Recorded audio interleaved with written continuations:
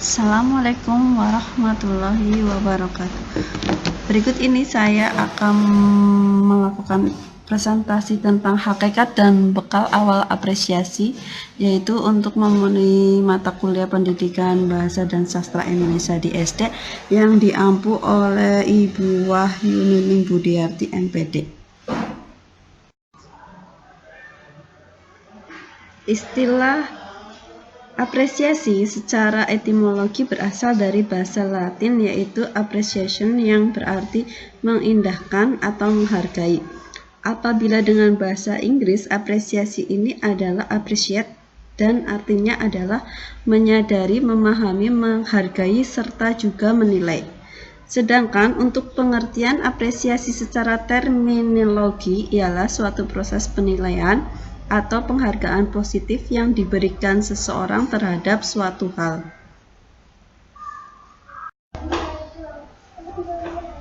Apresiasi menurut pendapat para ahli. Yang pertama, menurut Goff dalam Aminuddin 1987 halaman 34. Apresiasi mengandung makna pengenalan melalui perasaan atau kepekaan, pemahaman, dan pengakuan terhadap nilai-nilai keindahan yang diungkapkan oleh pengarang. Yang kedua, menurut Effendi tahun 1973 halaman 33.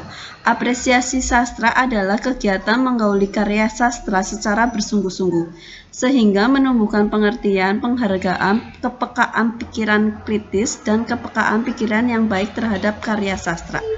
Yang ketiga, Sayuti di tahun 2009. Apresiasi sastra merupakan hasil usaha pembaca dalam mencari dan menemukan nilai hakiki karya sastra lewat pemahaman dan penafsiran sistematik yang dapat dinyatakan dalam bentuk tertulis.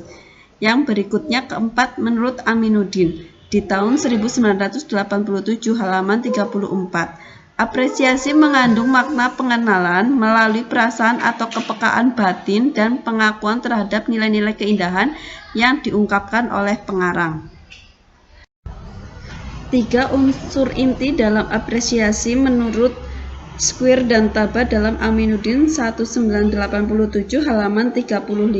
Yang pertama adalah aspek kognitif. Aspek kognitif itu berkaitan dengan keterlibatan unsur intelek pembaca dalam upaya menghayati unsur-unsur kesusastraan yang bersifat objektif. Yang kedua, aspek emotif berkaitan dengan keterlibatan unsur emosi pembaca dalam upaya menghayati unsur-unsur keindahan dalam teks sastra yang dibaca. Yang ketiga, aspek evaluatif berhubungan dengan kegiatan memberikan penilaian terhadap baik buruk, indah tidak indah, sesuai tidak sesuai, serta segala ragam penilaian lain yang tidak harus hadir dalam sebuah karya kritik tetapi secara personal cukup dimiliki oleh pembaca. Berikutnya adalah hakikat apresiasi. Hakikat adalah suatu langkah guna memahami suatu persoalan atau suatu perkara yang ada, di mana persoalan tersebut ada di dalam kehidupan sehari-hari.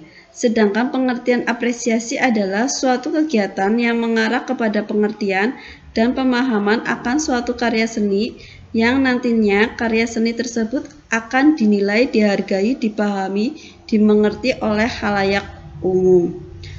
Berdasarkan pemahaman pengertian di atas, maka dapat disimpulkan bahwa hakikat apresiasi adalah suatu langkah untuk mengenal, memahami, dan menghayati suatu karya yang berakhir dengan timbulnya penculupan atau suatu rasa menikmati karya tersebut.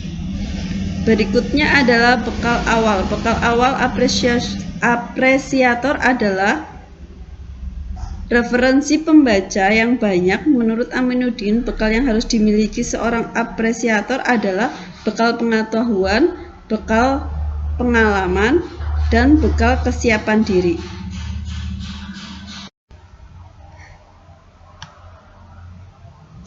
Tingkatan dalam apresiasi menurut Indra Basuki di 2012, yaitu apresiasi empatik adalah apresiasi yang hanya menilai baik dan kurang baik hanya berdasarkan pengamatan belaka. Yang kedua, apresiasi estetis adalah apresiasi untuk menilai keindahan suatu karya seni. Yang ketiga, apresiasi kritis adalah apresiasi yang dilakukan secara ilmiah dan sepenuhnya bersifat keilmuan. Menurut Rian di tahun 2011, tingkatan dalam apresiasi adalah yang pertama, apresiasi empati. Pada tingkatan ini, batin apresiator mulai ikut merasakan dan terlibat dengan isi dalam karya sastra itu. Yang kedua, apresiasi simpatik adalah tingkatan batin apresiator yang tergetar sehingga muncul keinginan untuk memberikan perhatian terhadap karya sastra yang sedang dibaca. Yang ketiga, tingkatan tertinggi dalam apresiasi adalah refleksi diri. Pada tingkatan ini, seorang apresiator tidak hanya sekedar bergetar atau simpatik atau dapat merasakan empati saja, tetapi dapat melakukan refleksi diri atas nilai-nilai yang terkandung dalam karya sastra tersebut.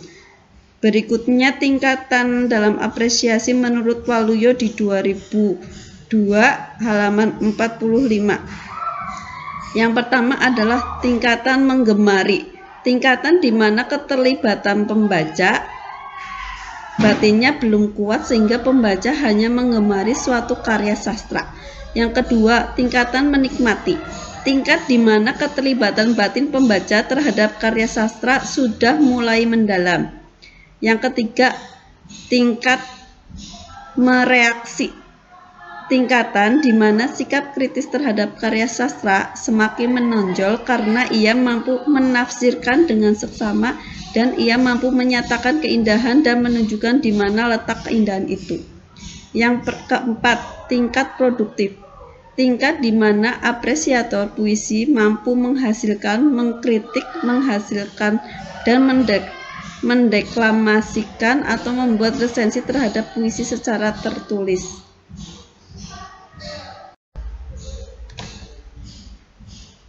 Jenis-jenis apresiasi. Yang pertama, memberikan penilaian dan penghargaan yang positif bagi semua karya sastra. Kedua, memberikan penjelasan secara objektif dan mempertanggungjawabkan sikap kepada orang lain. Yang ketiga, menarik pikiran dan perasaan atau jiwa. Keempat, merespon karya dengan bentuk, sikap atau apresiatif kinetik dan sikap tindakan atau apresiatif bersifat verbalitas. Kegiatan apresiasi. Kegiatan apresiasi dapat mengambil bentuk kegiatan langsung, kegiatan tidak langsung, kegiatan dokumentatif, maupun kegiatan kreatif. Kegiatan apresiasi langsung yaitu kegiatan yang secara sengaja dilakukan untuk apresiasi, dalam hal ini untuk memperoleh kenikmatan menghargai dan menilai karya sastra secara tepat. Yang kedua, kegiatan apresiasi tidak langsung. Kegiatan apresiasi tidak langsung adalah kegiatan di luar apresiasi langsung yang dapat membantu meningkatkan dan mengefektifkan kegiatan apresiasi langsung. Yang ketiga, kegiatan dokumentatif.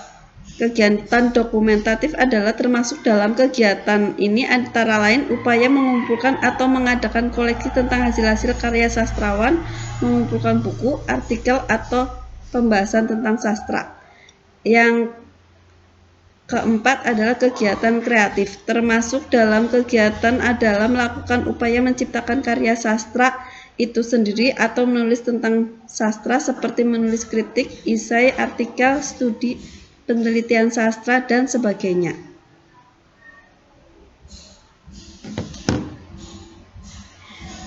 Demikian presentasi